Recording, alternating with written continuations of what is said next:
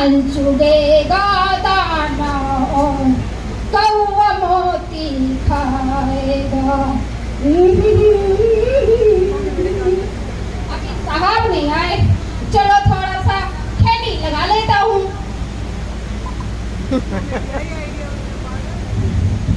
बुल्लन, नमस्कार साहब जी, नमस्कार। नमस्कार नमस्कार बुल्लन, ठीक हो?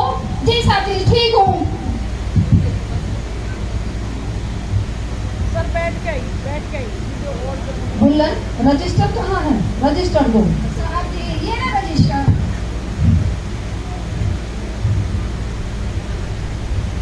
नमस्कार साहब जी, नमस्कार नमस्कार साहब जी। नमस्कार बुल्लन, जी साहब जी। कैसे हो बुल्लन? बढ़िया हूँ साहब, आपकी मेहरबानी है। फाइल लाओ बुल्लन। जी साहब जी।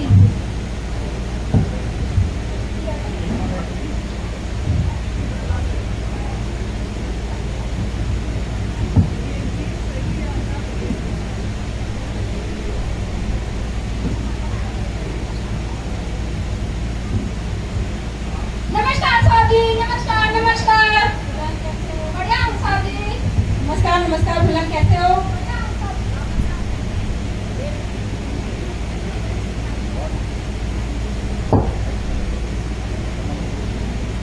नमस्कार साहब, नमस्कार।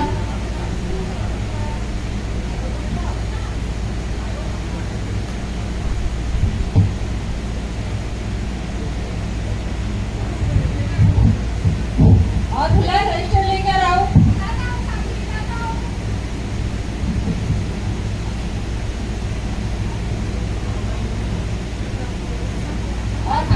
और बुल्लन सब ठीक है? और पंडित साहब कैसे हैं आप? बिल्कुल ठीक हूँ साहब। और राव साहब कैसे हैं? सॉरी।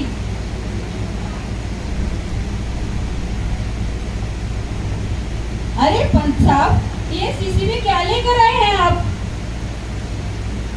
बिस्किट या ब्रांडी? जी जी जी साहब जी, हमने कभी ऐसी चीजों को स्पर्श भी किया है क्या? तो फिर क्या लेकर आए हो इस सीसी में? इसमें मैं गौमूत्र लाया हूँ, गौमूत्र। क्या आप गौमूत्र लेकर आए हो पंडित जी? गौमूत्र? हाँ, मैं गौमूत्र लाया हूँ, क्योंकि आपको तो पता ही है आज वो ऑफिस में अछूत जो आने वाला है। अब आप सब तो जानते हैं कि जब कोई अछूत की छाया भी पड़ जाए हम पर तो हमें स्नान करना पड़ता है। अब यहाँ पर साथ में रहेंगे और हाथ से हाथ को छुएगा तो क्या यहाँ ऑफिस में स्नान की व्यवस्था हो सकती है क्या? नहीं नहीं, बिल्कुल नहीं हो सकती। नहीं ना, इसीलिए मैं ये गौमूत्र लाया हूँ। अरे पंडित साहब, वाह, ये तो आपने बहुत अच्छा काम किया। हमें भी उस अछूत के साथ काम करना बिल्कुल मंजूर नहीं है। हम उसके नीचे काम नहीं कर सकते हैं। तभी तो मैं ये गौमूत्र लाया हूँ। साहब जी आप तो उसके साथ काम करोगे, मुझे तो रहना पड़ेगा। मैं तो मराठा होकर रहूंगा उसके साथ। आप बताओ मैं क्या करूं? अजीब पंडित साहब, ये हमारा अपमान नहीं है क्या? वो एक अछूत और हमारे ऊपर अफसर बनकर बैठे, ये हमें कतई मंजूर नहीं है। अजी साहब, महाराज तो उसे मंत्री बनाने वाले हैं। क्या मंत्री बनाने वाले हैं? क्या हम उसके काबिल नहीं हैं? अरे भाइयों, वो विदेश से पढ़कर आया है। विदेश में पढ़ने के लिए पैसे किसने दिए थे? हमने ना, हमारे बड़ौदा नरेश ने स्कॉलरशिप दी थी तभी ना। अजी कर लो बात, मैं तो कहता हूँ MA PhD bar at low भी क्यों ना हो गई हो, रहेगा तो अछूती ना, जाति कोई बदलती है। साहब जी एक बात पूछूं मैं भी? बिल्कुल पूछो। साहब ये PhD क्या होती है? अरे भुल्लन, ये एक शोध का विषय है। कोई अगर किसी विषय में खोज करता है तो उस विश्वविद्यालय द्वारा PhD की डिग्री दी जाती है। ऐसी सर उसने कौन सी खोज की है और किस विश्वविद्यालय ने इस शोध को PhD डिग्री दे दी है? जहाँ तक मैं समझता हूँ उसकी शोध का विषय था रुपए की समस्या। इसी का शोध करने पर अमेरिका की कोलंबिया यूनिवर्सिटी ने उसे ये डिग्री दी है। यह अर्थशास्त्र का विषय था। साहब जी जी तो आपके कोई खातों को तसल्ली से देखेगा और आपकी सारी गड़बड़ियों का महाराज के सामने रखेगा। अब आप क्या करोगे? लो कर लो बात। अजी हम उसे रहने देंगे तो हमारे बही खातों को चेक करेगा ना। हम तो 8-10 दिन में उसे चलता कर देंगे। जब खाने को अच्छा नहीं मिलेगा, रहने को व्यवस्था मिलेगी नहीं, और जब उसे सम्मान नहीं मिलेगा, तो वो 8-10 दिन में अपना बोरिया बिस्तर बांध के खुद ही चलता बनेगा। अरे पंत साहब, हम ऐसा करते हैं, उसकी कुर्सी में दरवाजे के बाहर ही रख देते हैं। वो अछूत आएगा, बाहर से काम करेगा और वहीं से वापस चला जाएगा। तो कर लो बात। अब तो छूता-छूत का सवाल ही पैदा नहीं होता। वहां से आएगा, वहीं से चला जाएगा। बहुत बढ़िया राव साहब, बहुत बढ़िया। ये कैसा रहा पंत साहब? बहुत बढ़िया रहा। बुल्लन, अरे लगा दे कोने में उस अछूत की कुर्सी। लगा देता साहब जी, अभी बहुत जोर लगाऊंगा। बिल्कुल बिल्कुल।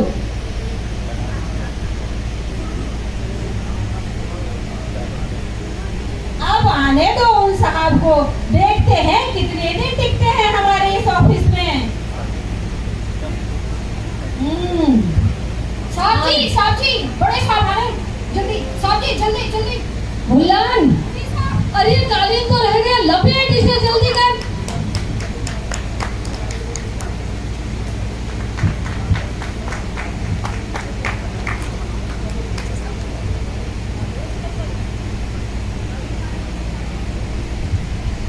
अरे ये क्या कर रहे हो? आप आए हो ना साहब जी, इसलिए मुझे हटाना पड़ रहा है। ओह आई सी। क्या नाम है तुम्हारा? साहब जी बुल्लन। साहब जी बुल्लन मराठा। अच्छा, बुल्लन फाइल ले आओ। जी साहब जी।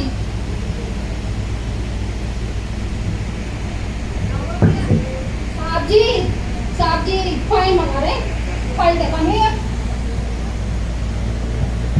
लेके जाओ।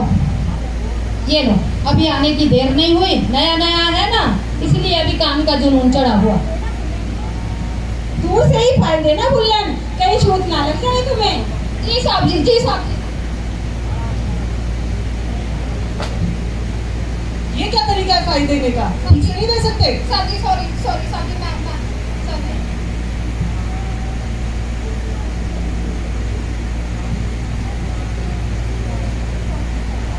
बुल्लन, जी साहब जी। पंजी को भेजो। जी साहब जी। साहब जी, साहब जी बुला रहे हैं आपको। जाता हूँ जाता हूँ। ये जाइए पंत साहब, जरा दूर से ही बात कीजिए।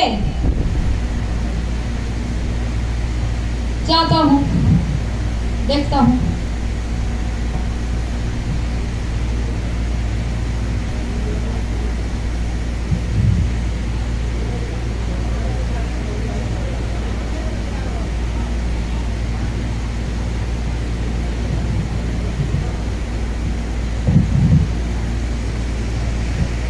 जी साहब, आपने मुझे बुलाया? हाँ जी, बोलिए साहब। इधर आइए। ये फाइल आपकी है? बिल्कुल मेरी है साहब। इन आइटम की रसीदें हैं? बिल्कुल है साहब। तो रसीद नंबर क्यों नहीं है? छूट गया होगा साहब, लिख दूंगा बाद में। अभी लिख के लाइए। ठीक है साहब। लीजिए, पकड़िए। दीजिए फाइल साहब, दीजिए। पकड़िए। दीजिए साहब, दीजिए दीजिए दीजिए साहब। सॉरी साहब। शिवा शिवा शिवा शिवा शिवा शिवा शिवा शिवा शिवा शिवा शिवा शिवा शिवा शिवा शिवा शिवा शिवा।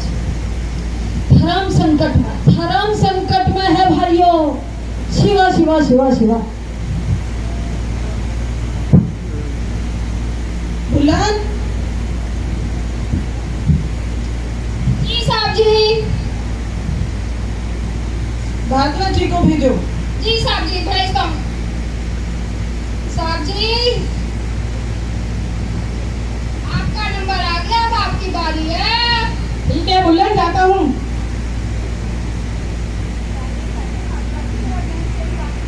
ठीक है साहब, आपने बुलाया? हाँ जी, ये फाइलें आपकी हैं। जी साहब, मेरी है। आपका काम पूरा है, हाँ है पूरा, छुट गया होगा थोड़ा बहुत। करके लाइए अभी। कर लूंगा, कर दीजिए भाई। लीजिए। अरे वहीं रख दीजिए साहब।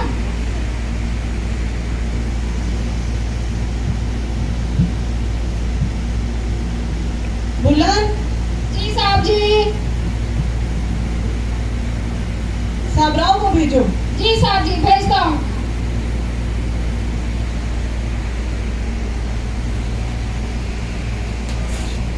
हेलो साहब जी, आपका भी नंबर आ गया है, अब आपकी बारी है। जाता हूँ।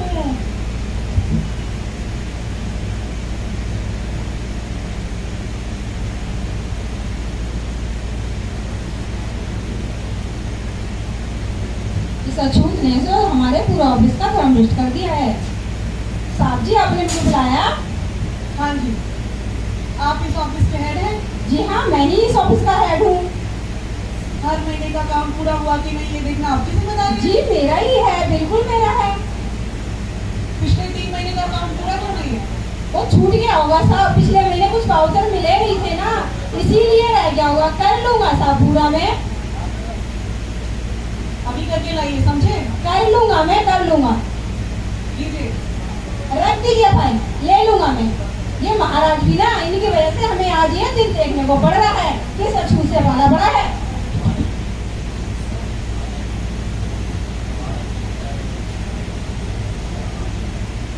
बुल्लन पानी पिलाओ। हुआ आज का दिन तो पूरा, जैसे तैसे देखते हैं। चले साहब भी, चलो हम भी चलेंगे।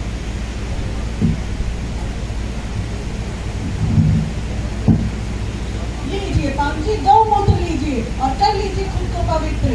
अब पवित्र हो गया होगा ना मेरे आने से आपका ऑफिस। लो कर लो बात, अब ये सिखाएगा हमको क्या उचित है और क्या अनुचित।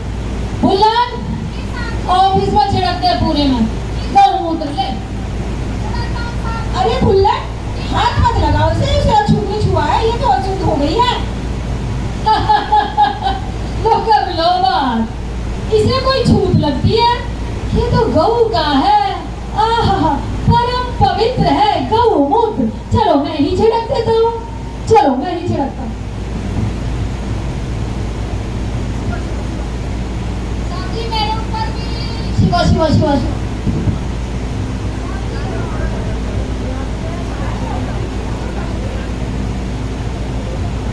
शिवा शिवा शिवा शिवा शिवा शिवा। अब तो ये गौमूत्र ही मात्र बचा है हमें पवित्र रखने के लिए। धर्म संकट में है भाइयों।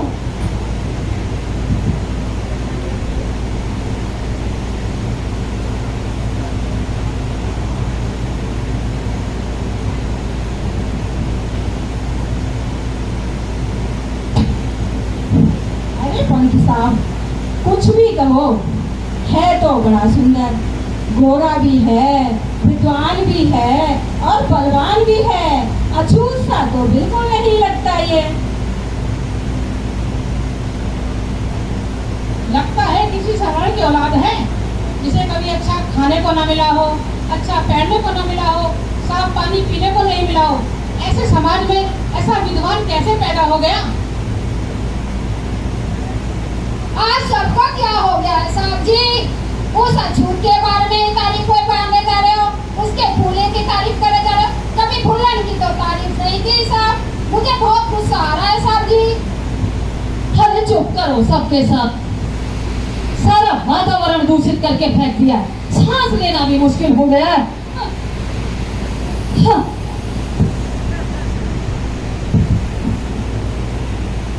गौमूत्र का भीगा कपड़ा नाक के आगे ही क्यों नहीं बांध देते हो? लेकिन जो अपवित्र हवा फेफड़ों में चली, उसका क्या करोगे?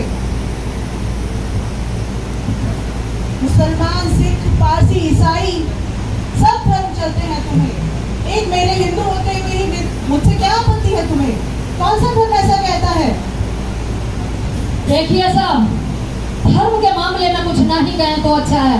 मैं धर्म के मामले में किसी से हारने वाला नहीं हूँ। हाँ, आप जानते ही क्या है, मालूम है हमारे धर्म शास्त्रों में मनुस्मृति में क्या लिखा हुआ है? उसमें लिखा है कि अछूतों को पढ़ने का अधिकार नहीं है। अभी आपको पता नहीं है ना, इसलिए आप बोल रहे हैं। सब जानता हूँ मैं क्या लिखा है तुम्हारी मनुस्मृति में, सब पढ़ा है मैंने। बताइए तो। यही लिखा है ना कि जब कोई शूद्र पूजा पाठ, है ये पढ़ लिखे क्या विदेश से आया है? यही लिखा है ना कि जब कोई शूद्र पूजा पाठ, हवन मंत्र आदि बोल ले तो उसकी जीभ कटवा दी जाए। ये लिखा है, यही लिखा है ना जब कोई शूद्र पूजा पाठ, हवन मंत्र आदि सुन ले तो उसके कानों में शीशा भी लाके डाल दिया जाए। ये लिखा है, यही लिखा है ना जब कोई शूद्र पूजा पाठ, हवन मंत्र आदि देख ले तो उसकी आंखों में गरम सलाखे डालकर उसकी आंखें फोड़ दी जाए। ये लिखा है। छी, जिस व्यवस्था में इंसान को इंसान ना माना जाए, ऐसी अमानवीय व्यवस्था को मैं नहीं मानता। ठीक ही लिखा है, ठीक ही लिखा है हमारे वेद शास्त्रों में। यदि किसी अछूत को वेद शास्त्रों का ज्ञान प्राप्त हो जाएगा तो हम ब्राह्मणों से तर्क वितर्क करने लगेगा। इसीलिए तो इन अछूतों को वेद शास्त्रों के ज्ञान से वंचित रखा गया है। अरे हमारे मंत्रियों ने तो पहले महाराज को मना किया था कि इसको विदेश न भेजें पढ़ने के लिए। अगर ये हमारे संत के श्लोक वेद सब जान जाएगा तो पता नहीं क्या करेगा। मानते तो है नहीं महाराज किसी की, अपनी चलाई और भेज दिया इसको विदेश। अब भुगतो। आज ये जो भी हो रहा है हमारे बड़ौदा में इसकी वजह से हो रहा है। ना वो इस अछूत को ऑफिस में मंत्री बन के बुलाते, ना ये हमें अपमान सहना पड़ता। दुल्हन, जी साहब जी। पानी लाओ, मुझे प्यास लगी। देखिए साहब जी, मैं आपको पानी नहीं पिला सकता। क्यों भाई, तुम चपरासी हो, तुम्हारा काम है मुझे पानी पिलाना।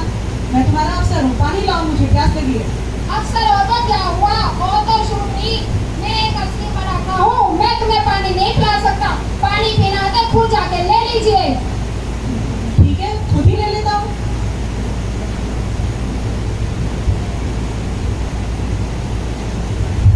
ठहरिए साहब जी, ठहरिए। साथी, आप इस घड़े का पानी नहीं पी सकते। ये पानी हमारे लिए है।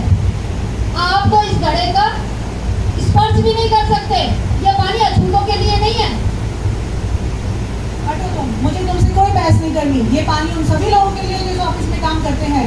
मैं तो यही पानी पीऊंगा। तुम्हें आपत्ति है? कल से अपना पानी खुद लेकर आना। लो कर लो बात, लो कर लो बात। ये तो घोर अनर्थ है, घोर अनर्थ। इस अछूत ने तो पूरा ऑफिस का वातावरण ही खराब कर दिया। अब ये अछूत ये बताएगा, ये अछूत बताएगा हमको क्या उचित है क्या अनुचित है। अनर्थ। अरे भुल्लन, ऐसा करो, इस घड़े को उठाकर बाहर फेंक दो। ये हमारे ऑफिस में नहीं रह सकता। अभी तोड़ देता हूँ और दूर जाके मारता हूँ उस घड़े को। इस अछूत ने छुआ है साहब जी। भाइयों, पानी सिर से ऊपर जा रहा है, कुछ दूसरा उपाय सोचना पड़ेगा। सोचो।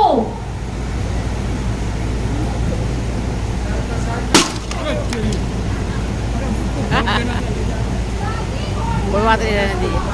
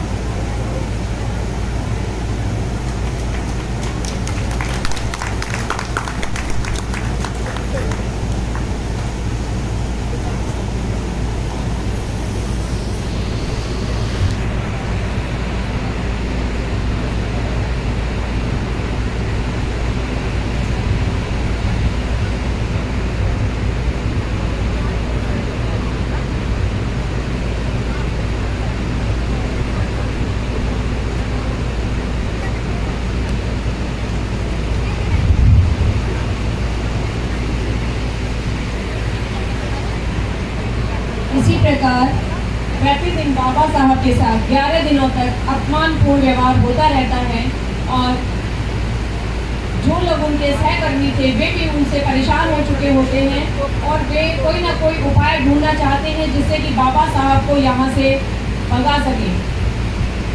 अब वो विचार करते हैं कि आखिर ये शूद्र गुफा कहाँ, किसने इसे जगह दे दी। पता करने पर उन्हें पता चल जाता है कि एक पारसी धर्मशाला ने उन्हें ठहराया हुआ है और अम्बेडकर अपना नाम बदलकर वहाँ पर रुके हुए हैं। इस प्रकार ये लोग वहाँ पर पहुँचते हैं, पारसी को जाकर धमकाते हैं और उसे मजबूर करते हैं कि वो इसी समय बाबा साहब को निकाले। सभी लोग डंडे लेकर उनके कमरे तक पहुंच जाते हैं और उनका सामान निकालकर बाहर फेंक देते हैं, जिसकी वजह से उन्हें उसी समय उस मकान को छोड़ना पड़ता है। अब उनके पास कोई उपाय नहीं होता तो वह महाराज के पास जाते हैं और अपनी परेशानी बताते हैं, लेकिन बाबा साहब के इस व्यथा को सुनने के बावजूद भी महाराज कोई उपाय नहीं निकाल पाते और उनकी सहायता करने में असमर्थता जताते हैं और वे उसे बाबा साहब को अनुबंध से मुक्त कर देते हैं। इसके बाद बाबा साहब अपने घर जाने के बारे में विचार करते हैं, बड़ौदा स्टेशन पर पहुंचते हैं। वहां जाकर उन्हें पता चलता है कि ट्रेन अभी 4 घंटे लेट है और तब बाबा साहब वहां पर इंतज़ार करने लगते हैं। पास में ही कमेटी बाग था, वहाँ एक वट वृक्ष के नीचे बैठे वह सोचने लगते हैं, बहुत विचार करते हैं। बचपन से लेके अब तक की तमाम घटनाएं उनके जीवन में जो घटित हुई थी वो उनकी नज़रों के सामने से गुजर जाती हैं और अब वो सोचते हैं कि मैं इतना पढ़ लिख गया हूँ, मैंने इतना ज्ञान प्राप्त कर लिया है, तब भी मेरे साथ इतना अपमानपूर्ण व्यवहार हो रहा है तो मेरे समाज के अन्य भाइयों के साथ क्या होता होगा। और ये विचार करके वे एक संकल्प लेते हैं। देखते हैं क्या है वो संकल्प।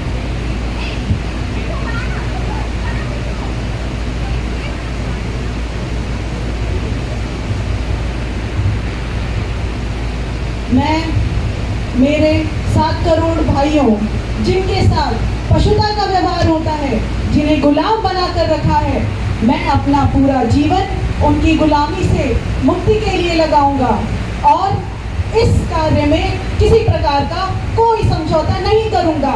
ये मेरा संकल्प है, ये मेरा संकल्प है, ये मेरा संकल्प है।